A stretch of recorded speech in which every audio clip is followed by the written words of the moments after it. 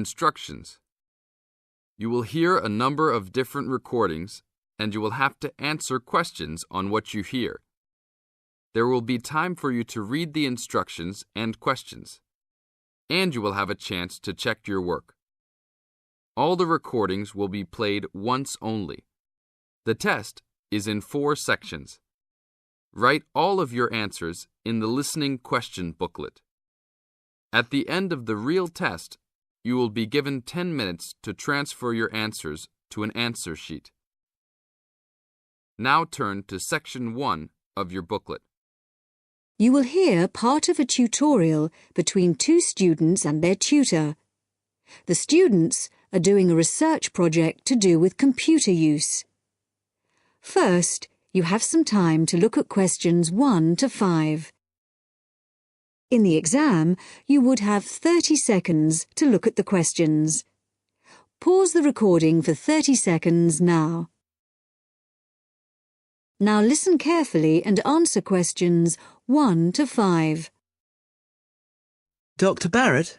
Sammy, come in. Is Irene with you? Yes. Good. Sit down. Right, we're looking at how far you've got with your research project since we last met. You decided to do a survey about computer facilities at the university, didn't you? That's right. We decided to investigate the university's open access centres and, in particular, the computer facilities. Lots of the students are having trouble getting access to a computer when they need one, so we thought it would be a useful area to research. Good, fine. It's not a topic anyone has looked at before, as far as I know, so it's a good choice. So what background reading did you do?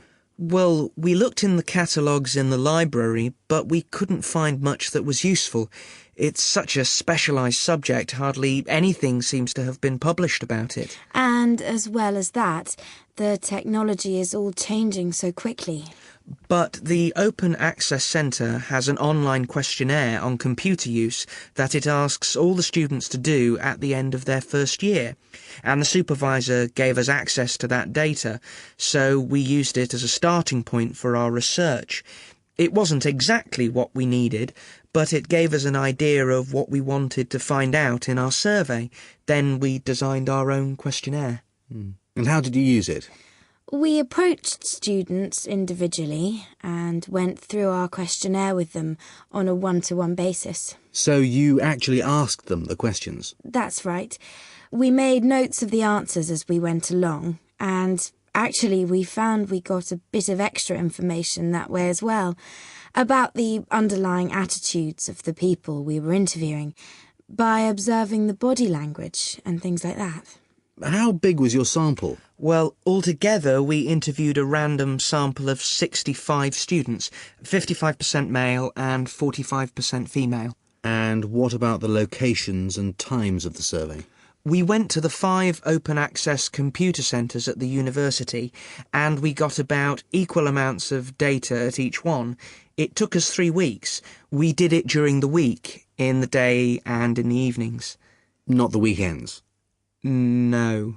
So presumably your respondents were mostly full-time students? Yes. Oh, you mean we should have collected some data at the weekends from the part-time students? We didn't think of that. OK, it's just an example of how difficult it is to get a truly random sample. So, how far have you got with the analysis of results? Well, everyone agreed there was a problem, but we're more interested in what they think should be done about it. The most popular suggestion was for some sort of booking system. About 77% of the students thought that would be best, but there were other suggestions. For example, about 65% of people thought it would help if the opening hours were longer, like 24 hours a day. Before you hear the rest of the talk, you have some time to look at questions 6 to 10. In the exam, you would have 20 seconds to look at the questions. Pause the recording for 20 seconds now. Now listen and answer questions 6 to 10. So, what other suggestions did people come up with? Well, actually, the main reason why people can't get to a computer is because so many students are using them for personal emails or just surfing the web. So one solution would be to have some computer rooms for recreational use and some for people to do serious work in. The trouble is, quite often people do their work, then they want to check their emails. And it would be a nuisance if you had to get up and go to another room and log on again just for that. Another problem is that during the day, tutors book whole blocks of computers for complete sessions, so several people said there should be restrictions on block bookings. But the trouble is, the classes need the computers. There's nothing else they can use. Some people said the whole problem would be solved if the university would just buy more computers, but other people said it might make things better for a bit, but it wouldn't really solve the problem permanently. You can't just solve the problem by throwing money at it. And with the suggestion that the computer room should stay open round the clock, some people did point out that there'd have to be someone around all the time to make sure the equipment didn't get stolen, especially at night. So a booking system seems to be the best suggestion. Yes. Apparently some universities have a sort of queuing system. It means the staff at the open access centres have to organise it, but people say it works quite well. You go along, and if there isn't a computer free just then, you're given a numbered ticket, and then when your number is called out, you have the next available computer. Or it can be done electronically as well, but that's more complicated, and it isn't really necessary. Good. So, now let's discuss...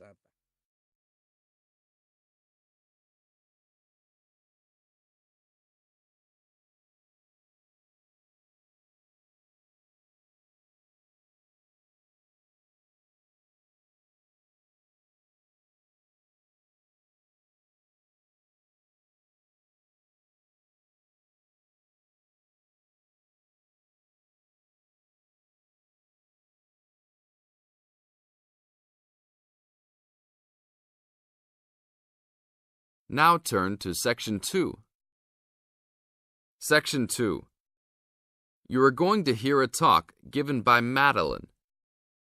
She is going to introduce the recreational facilities on campus and in town. First, you have some time to look at questions 11 to 20.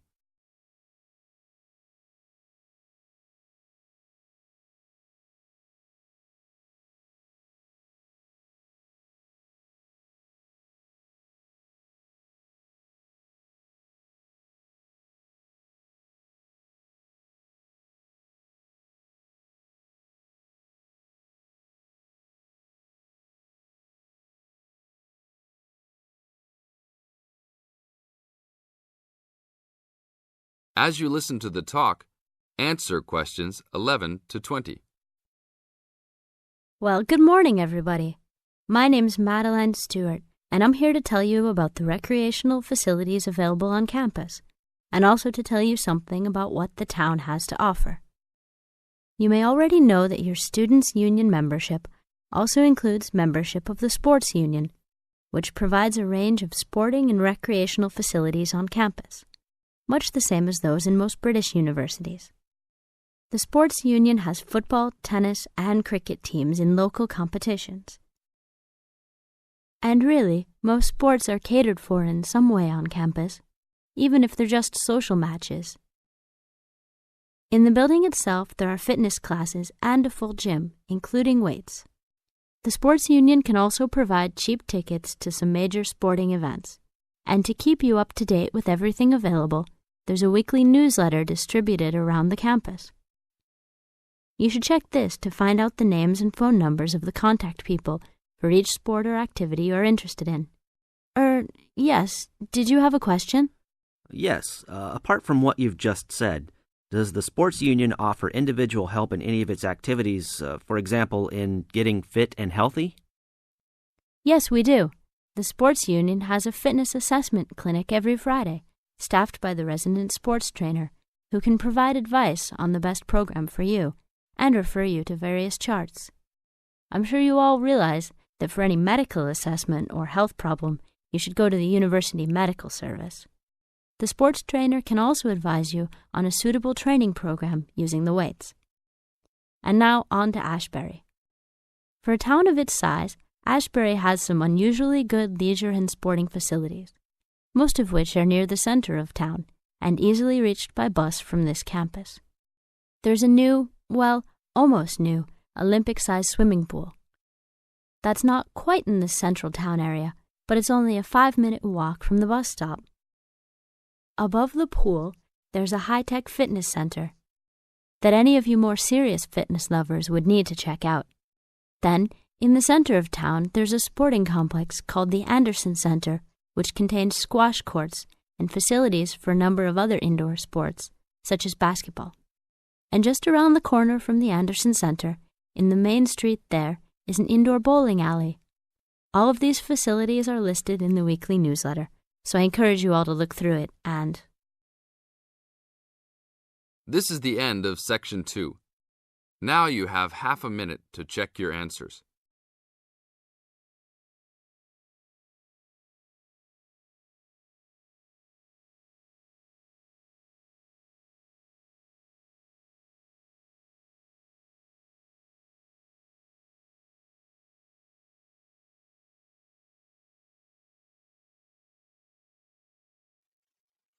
Now turn to Section 3. Section 3. You will hear a conversation between a tutor and two students who are preparing for an English literature test. First, you have some time to look at questions 21 to 24.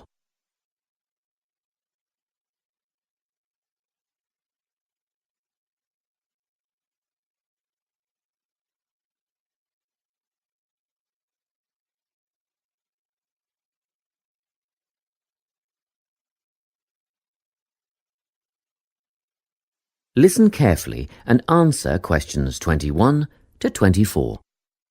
Hello, Lorna, Ian. Glad you could make it. You're the only two who put your names down for this literature tutorial, so let's get started, shall we? I want to run over some aspects of the novel The Secret Garden with you before the test next week. Be sure to take some notes and ask questions if you need to. Hey, Lorna, have you got a spare pen? Sure, here you are. OK, so the story follows two key characters. You should refer to them as protagonists, who go by the names of Mary Lennox and Colin Craven. The story is set shortly after the turn of the 20th century, and the narrative tracks the development of the protagonists as they learn to overcome their own personal troubles together. That's quite a common storyline, isn't it? Yes, you're right, Lorna. So what can you tell me about the character of Mary? Well, in the beginning, she is an angry, rude child who was orphaned after a cholera outbreak and forced to leave India and move to the United Kingdom to her uncle's house in Yorkshire. That's right. And there she meets Colin, who spends his days in an isolated room, believing himself to be permanently crippled, with no hope of ever gaining the ability to walk. The two strike up a friendship, and gradually learn, by encouraging each other, that they can both become healthy, happy and fulfilled in life. Will we need to remember a lot of these details for the exam? Just the basic outline. Examiners don't want to read a plot summary. They know what the book is about. Focus on narrative techniques instead, such as point of view. What's that mean? It's all about how we see the story. This story, for example, is written from the perspective of what is called an omniscient narrator. Omniscient means all-knowing. So, as readers, we get to see how all the characters feel about things, what they like and don't like, and what their motivations are in the story. Before you hear the rest of the conversation, you have some time to look at questions 25 to 30.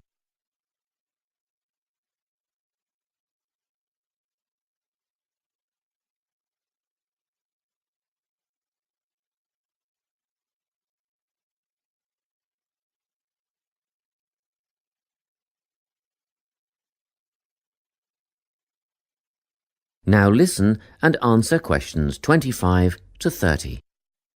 Won't it be hard to write a technical analysis? After all, it's a kid's book. Well, it was initially pitched at adults, you know. But over the years it has become seen as a more youth-orientated work. And you're right in a sense. The simple vocabulary and absence of foreshadowing make the story very easy to follow and ideally suited for children. But that doesn't mean there isn't much to analyse. Look at the symbolism, for instance. Symbols are things, right? Material things like objects that stand for abstract ideas. Absolutely, yes. And the author uses many of them. There's the robin redbreast, for example, which symbolises the wise and gentle nature that Mary will soon adopt. Note that the robin is described as not at all like the birds in India. Roses are used as well, as a personal symbol for Mistress Craven. You'll see they're always mentioned alongside her name, and Mistress Craven's portrait can also be interpreted as a symbol of her spirit. Are symbols just another name for motifs? No, motifs are a bit different. They don't have as direct a connection with something the way that a symbol does. Motifs are simply recurring elements of the story that support the mood. Are there any in this novel? Yes, two very important ones. The Garden of Eden is a motif. It comes up a few times in connection with the garden of the story. And then you've got the role that secrets play in the story. In the beginning, everything is steeped in secrecy, and slowly the characters share their secrets, and in the process move from darkness to lightness, metaphorically, but also, in the case of Colin, quite literally. His room in the beginning has the curtains drawn, and he appears at the end in the brightness of the garden. Anything else we need to know about? Yes. Nearly all novels explore universal concepts that everyone has experienced. Things like love, family, loneliness, friendship. These are called themes. The Secret Garden has a few themes that all centre on the idea of connections. The novel explores, for example, the way that health can determine and be determined by our outlook on life. As Colin's health improves, so too do his perceptions of his strength and possibility. The author also examines the link between our environment and our physical and emotional prosperity. The dark, cramped rooms of the manor house stifle the development of our protagonists. The garden and natural environments allow them to blossom, just as the flowers do. Finally, this book looks at connections between individuals, namely Mary and Colin. This necessity of human companionship is the novel's most significant theme, because none of their development as individuals would have occurred without their knowing each other. Well, that about sums it up, I think. That's a great help, thanks. Yes, thanks very much. That is the end of section 3. You now have half a minute to check your answers.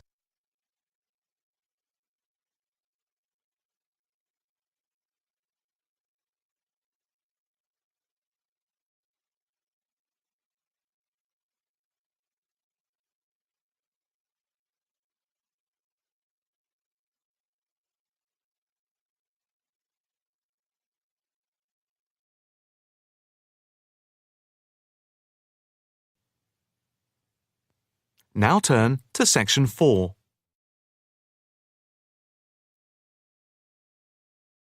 Section 4. You will hear a talk on the effect of architecture on people's mood. First, you have some time to look at questions 31 to 40.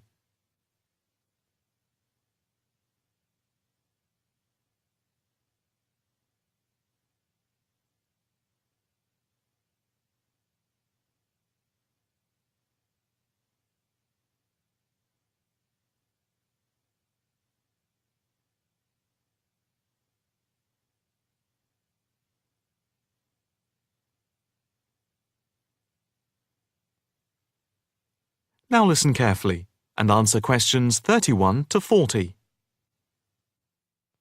My group has been doing a project on the importance of architecture in people's lives and whether it has any impact on the lives of people in general.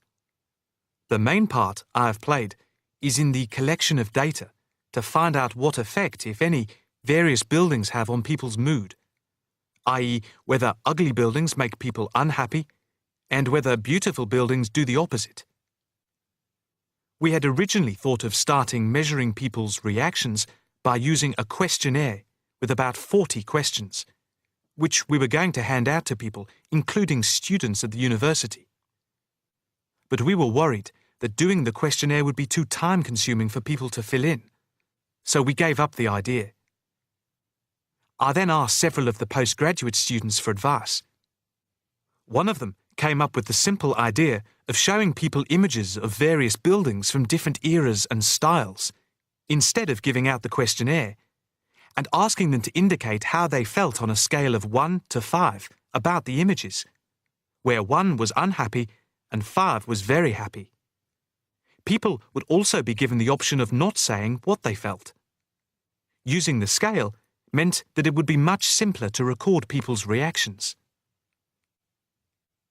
I decided to follow this advice, and so the first stage was to collect a large number of images. I used Google to print off colour images of views of houses and apartment blocks where people live, and different types of buildings where they work. I started with about 30 or 40, and then reduced them to 10 images. Media resources in the Amory building at the Judd Street branch of the university helped me produce the final images. I had them blown up to A4 size, and we used colour rather than black and white to make the detail on the images clearer. We made 5 sets of images, and for protection when handling, we pasted the images onto hard card. Then, using a machine to wrap them with plastic, we laminated the cards. 5 of us targeted different age groups. We went to a local school where we obtained permission to ask a group of teenagers between 11 and 18. We also asked a sample of the general public, including tourists from all over the world, as they exited the Tate Modern in London, what they thought. We aimed to ask people from different age groups, namely 20 to 40 and 50 and over.